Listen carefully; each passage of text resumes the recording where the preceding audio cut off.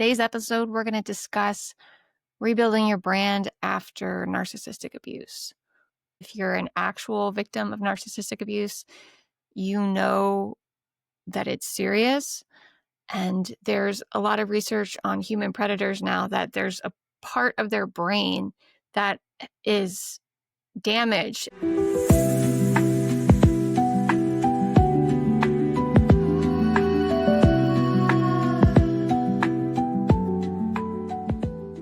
Welcome to the Speaker Salon YouTube show. My name is Alana Newman, and I help the good guys with branding. And today's episode, we're going to discuss rebuilding your brand after narcissistic abuse. This is a category of personality disorders, which people, they throw the word around, but if you're an actual victim of narcissistic abuse, you know that it's serious. And there's a lot of research on human predators now that there's a part of their brain that is damaged. It's the empathy section of the brain that has been damaged, and they want to win at all costs. They can't empathize properly, and they can't serve the emotional needs of their partners. And they look at other human beings for exploitational purposes, and they look at them for what they can offer them or what they can leech off of the other human being. And it can be very confusing. Some of these people are very smart and intelligent and cunning, and you don't know until it's too late that you're one of their victims. And heaven forbid you should marry one. It can be devastating. Ask me how I know. So one of the first things that you want to do is take care of your money. And this is really hard because you have situations where the narcissist will use other people to destroy your financial safety. And human beings are the reason we make money. So the main way anybody makes any kind of money at all is selling something. But in order to have that kind of financial transaction, there has to be trust. And so if you have a predator or narcissist in your life who's making sure everybody stops trusting you, it can be really hard to regain trust so that you can do business, make sales, perform services in exchange for that. Depending on what you do for a living, there's going to be different strategies, but you want to protect yourself from what's called flying monkeys. So you need to create boundaries and stop distractors from interfering with your ability to do business. So a flying monkey is a person who the narcissist persuaded to attack you, interfere with your work, get you inflamed and mad and angry so that you can't focus on the task at hand. You can't focus on doing your job. And so this could be your friends who they don't know any better, and the narcissist called them and persuaded them to attack you. This could be priests, pastors, coworkers, kids. They could do it to your kids. There's all sorts of different examples of flying monkeys, and you just have to create boundaries, emotional, technical, sometimes physical boundaries, so that these people don't get on the phone with you and startle your peace. So you might need to put your vacation responder on for a while you complete tasks. Whatever you got to do to protect your peace so that you can work. This is, you're not crazy. These are techniques that master manipulators use to rattle you. So another thing you want to do is to protect your reputation or rebuild your reputation. So sometimes narcissists, they will spend years creating a false representation of who you are.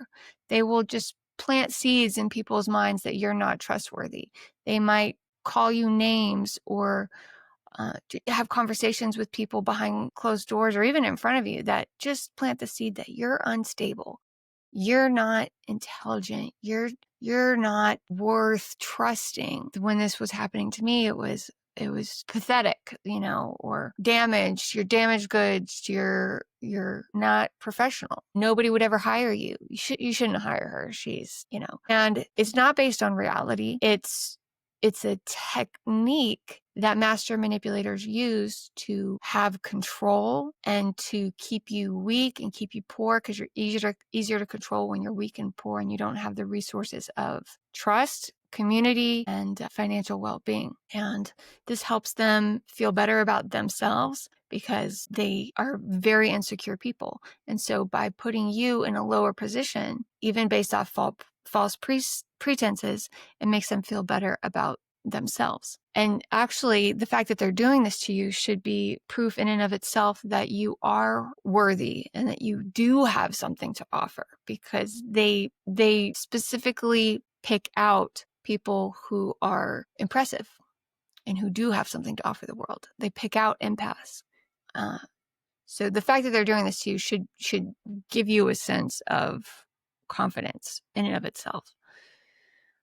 So the problem, though, is you have to reclaim the narrative. So you have to be public and be assertive in reconstructing proof that you are intelligent and you are trustworthy and you are stable. And social media and blogs and video gives you an avenue to present your side of the story and to present proof that actually you make sense, but you got to take advantage of it. And it's very tempting to go on a rampage insulting the narcissist. Been there. But it actually doesn't work in your favor.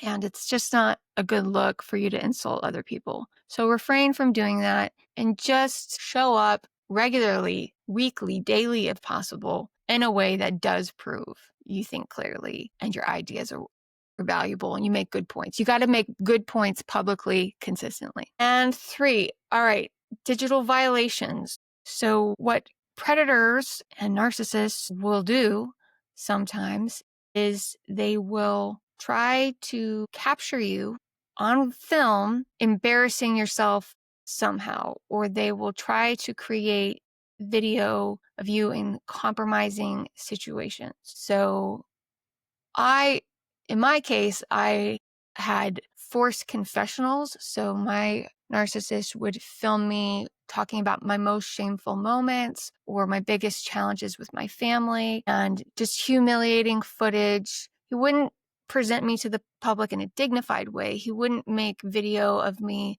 being my best. He always wanted to make videos of me at my worst with the intent to leverage this somehow, again, to ruin my reputation and to make me poor and weak and socially isolated. Luckily, what I haven't had happen to me, but which does happen to many women, is deep fakes and revenge porn. And this is a phenomenon that is escalating. And I feel so bad for the women who this has happened to.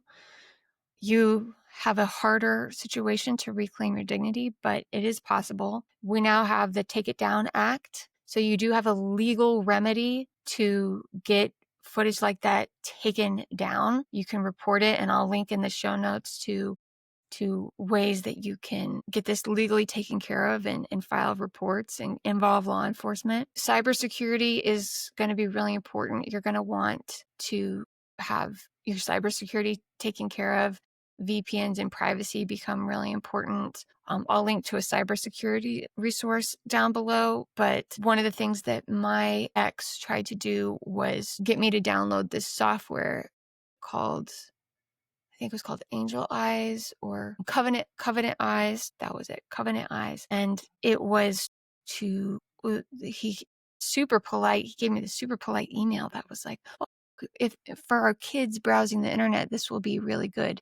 But in the fine print, I realized that he was actually surveilling me through this software so he could see everything I was searching for. And he could keep an eye out on anything and everybody that I was emailing and searching for. So you got to keep your guard up during this time. Do not click on any links that your predator, your narcissist is sending your way. You got to research it to the full extent, because if they can surveil you through online situations, they will. And so your social media too they're going to use that against you in court. So you got to be really clean and clear with your social media, and it all has to be buttoned up, and you got to keep your composure, because you got someone who they want you dead, but they don't want to be punished for offing you. They want you to be so miserable that you off yourself. So that's the challenge, is you got to maintain your peace and composure when you have someone who thinks night and day about how to get you to hurt yourself. So point 4, so the flying monkeys, again, they manipulate other people to harass you on their behalf. So in my situation, I had all these people calling me, trying to steal my time, steal my attention, convince me how bad I was, and derail me from my goals. And this technique can be hard because these are relationships you want to keep. And it's hard to explain to them that they're being manipulated. And a lot of people, they think they're smarter than that. So they won't accept the possibility that they're being manipulated because in their eyes, they're too smart to be manipulated, which is rough. Because how do you tell someone that actually no, they're not impenetrable? And what I ended up doing is I just ended up putting a pause on those relationships and I didn't talk to them. Some of them I still don't talk to.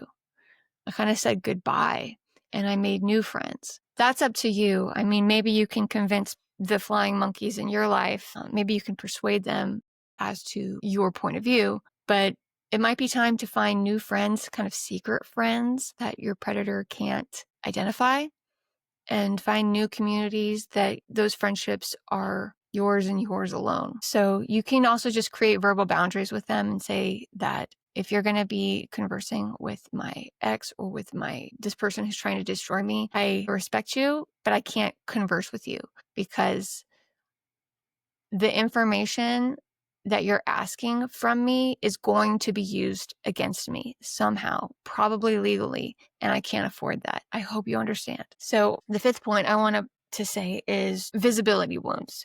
So in order for you to make money, most likely you're going to need to be visible.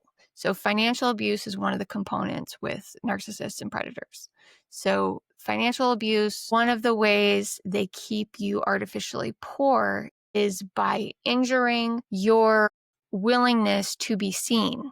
So just like businesses need to advertise, if you are a entrepreneur in any way, and most women they have personal brands or they're selling something, it's based off of their person. And that's because women typically freelance a lot more, or we need to be small business owners because we have to have flexibility in our schedule so that we can be present mothers. So the 9-to-5 typical job, that's really like a man's world because started that because it worked for them, but women forever have just required more entrepreneurial situations. Maybe they're a teacher or something, but we take up the lion's share of freelance work because we have to pick up the kids at 3 or homeschool our kids, or I mean, I breastfed for 6 years straight on demand. So that's 6 years of my life that I was on the baby schedule, not my own schedule, or not. I couldn't be on a corporate schedule at all. So in order for freelancers and entrepreneurs to get business, we have to be visible. And what a narcissist or predator might do is shatter your confidence in some way or another. And they'll say you're too ugly. They'll say nobody would ever hire you. They'll say things like, I'm the only person who would ever love you. Because you're so pathetic, repulsive, annoying. They might say the sound of your voice is annoying. They might say your nose is too big for the camera. They might say you're too fat, you shouldn't be on camera, or stuff like that. And so you might need to reprogram your subconscious to feel safe being seen again. Another factor is you might be so afraid of showing up online or advertising that they will dox you or they will harass you. They'll be trolls. They'll literally troll the comment section of your videos. And in one way or another, they'll punish you for being brave enough to be visible. So I have an app I like to use called INNERTUNE. I'll link to that below, but you can program INNERTUNE to help you self-hypnotize, to reprogram the script by which you operate. The way hypnosis works is you have to be in a state of relaxation, but it has to be focused. So you need to be focused, relaxed, and then you receive these new scripts, these new operating systems from which you can train yourself to feel safe doing the thing, showing up online, making sales calls, stuff like that. 6, business models for survivors of narcissistic abuse. So what is really difficult with these types of predators is they hijack your schedules. They are very expensive. I mean, I've spent almost $100,000 on my divorce. They steal your time. You're constantly having to respond to legal abuse, lawfare kinds of things. Your attention is being grabbed in all these different directions. And so you really do have to have like your own business with flexible hours, on top of being a parent. Like now you have this other full-time job, which is responding to lawfare. So your business has to be lean and profitable and flexible, which is hard. I believe that the best, leanest business model right now that's available that you could use to take advantage, you could take advantage of right now is probably the combination of YouTube and school. As long as you're not criticizing the deep state too much, you can have a YouTube channel. Otherwise, it's best to go to Rumble. But YouTube does cast a wider net. There's more people on YouTube than Rumble for sure. So if you can just get like 1,000 followers on YouTube for whatever you do, maybe your service is cleaning, maybe your service is bookkeeping, maybe you're a man watching this and you've got like a working class hero business, truck driving, whatever. There's definitely male victims of narcissistic abuse on behalf of the female predators too. So letting people know about what you do is really important. And if you can teach something, there's this whole shift happening where people have stepped away from university systems and stepped away from public school because they're not working or they're too woke or there's too much politics and people there's been this degeneration of our education system over the last 50 years. So there's a lot more people who don't trust traditional education and they're really going to teachers that they find who have proven and who have social proof that they can actually solve a problem. So if you have a problem that you solve, that you help people with, and if you can teach that, then I think the school platform really is something to look into. They have a new $9 a month program. So you can basically start your business, start your classroom for just $9 a month. Then I would use YouTube to pull people into your school classroom. So it's online education. You create recorded curriculum, but then you have to have the community element. So you can teach the community or pull in the community once a week, like in my school group.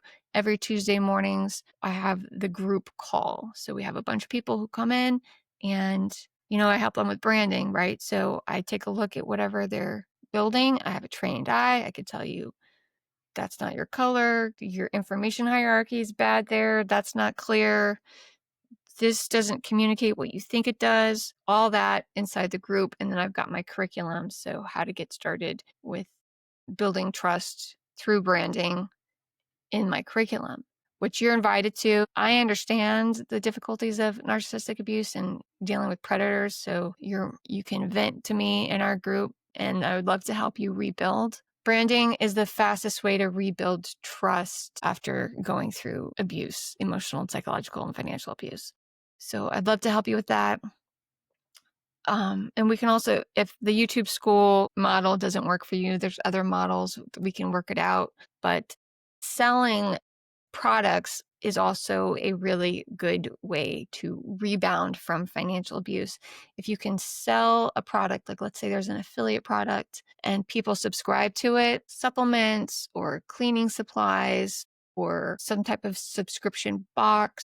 I don't know. I mean, in my world, it's so feminine, but I'm sure there's masculine versions of this. I'm sure there's definitely like masculine supplement brands and stuff like that. But any kind of commission from a product that you sell that you can have more or less passive income coming through each month, that could be a flexible, profitable type of business for you to start. So you're not trading your hours for dollars. But I'll end it there. Come on inside the Brand Therapy Skool group. We can talk about it.